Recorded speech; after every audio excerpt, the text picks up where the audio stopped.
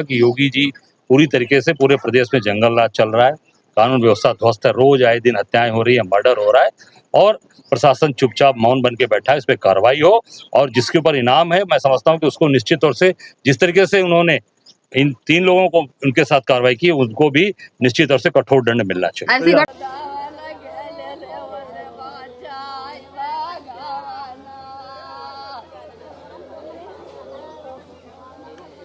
इनकी मौत हुई, आपकी क्या लगता है? मेरे ससुर थे, मेरे देवर मेरे पति थे। तो ये घटना कैसे हुई, कुछ जानकारी आपको है?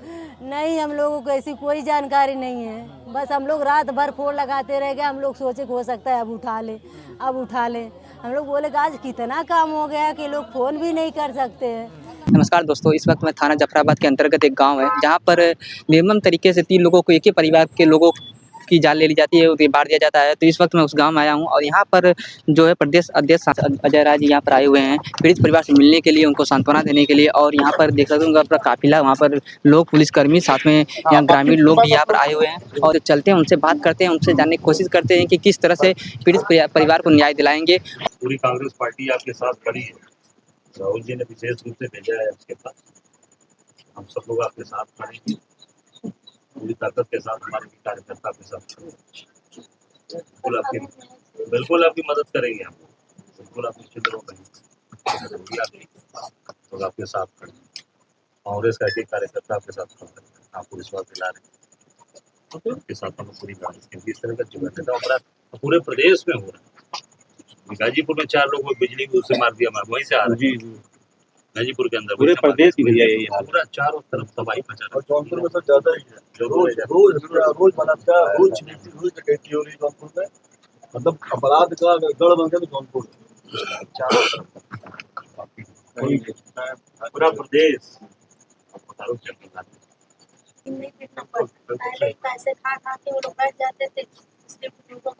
पहले शिकायत कर चुके हैं। कई बार रिपोर्ट भी दिखा चुका है। वो है कागज आपके पास? 3 लोग उसका प्रूफ थे, तीनों लोगों को तो लोग खत्म कर दिए।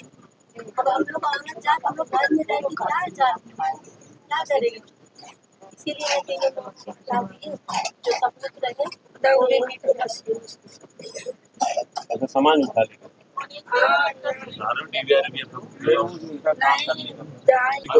मतलब जो 3 लोग नाम गिरफ्तार हो गए हैं। तीसरे की 25,000 घोषित है और शीघ्र बहुत दिन से बेचारे बता रहे 18 मारा परिवार की 17 से ही की बात हमें ऐसे जफा मत है कार्रवाई कराई। लड़का तो चिंता मत करा, अब रोबो तो ना मदद करो। चुप रहा हम लोग आगे लेना, तू घबरा मत, पूरे रोआ मत। वो देखा तो बोला ना टूटे गिरफ्तारी बोले स्टेशन का इनाम भरना, कहाँ घबरा। दुख की घड़ी में आया हूँ यहाँ पर और ये आज जो इनके साथ निसंग हत्या हुई है, आज प्रशासन ने बताया कि 3 जो नामजद इन्होंने किया था उसमें से 2 की गिरफ्तारी किया इन लोगों ने और एक के ऊपर 25,000 रुपया का इनाम घोषित किया। कहीं प्रशासन की भी गलती है। लोग कह रहे हैं 17-18 से चल रही थी और ये लोग अनसुना कर दे रहे थे। मेरे सवाल, आपने सवाल किया, उसका जवाब पूरा सुन लीजिए, उसके बाद सवाल करिए। ये निश्चित तौर से जो उन्होंने कहा उस पर कार्रवाई हो।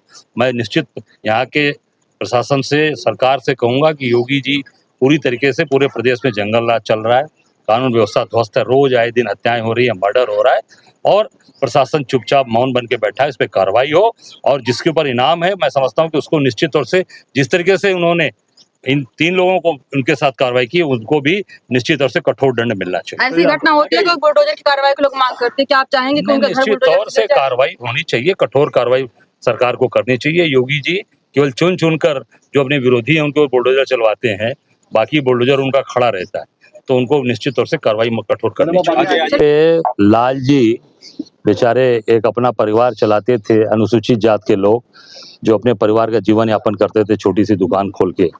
आज वो परिवार पूरी तरीके से तबाह हो गया, उसके दोनों बच्चों की हत्या हो गई, बाप मर गए और पूरा परिवार गमगीन है। उनकी अभी पत्नी से मिला लाल जी की, उनकी बहू से मिला और जैसा पता चला कि शायद 2 यहाँ पे गिरफ्तारियां हुई हैं, पर ये अगर पहले कार्रवाई होती तो ये घटना नहीं घटती, क्योंकि 17 और 18 सन 1917 और 18 से ये यहाँ पे परिवार में तनाव चल रहा था। तो कहीं ना कहीं इसमें प्रशासन की ढिलाई है, और सरकार जो योगी सरकार चल रही है इसमें पूरा जंगल राज पूरे प्रदेश में चल रहा है।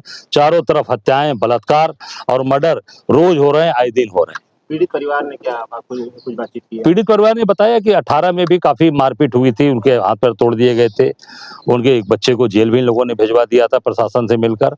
तो पूरा तबाह करने का, पूरी तरीके से प्रताड़ित करने का काम यहाँ पर उनको जो विरोधी हैं उनको करने का काम किया सरकार से मिलकर, प्रशासन से मिलकर। डेलीगेशन आया है, क्या स्टैंड है? नहीं, निश्चित तौर से मेरा स्टैंड है कि हम न्याय दिलाने आएंगे। राहुल जी के सिपाही हैं, राहुल जी के निर्देश पर हम लोग आए हैं, पूरी ताकत के साथ हम खड़े हैं और निश्चित तौर से इस परिवार को न्याय दिलाएंगे। इन परिवार के साथ हमारा एक कार्यकर्ता खड़ा रहेगा। क्या नाम है आपका? सरिता।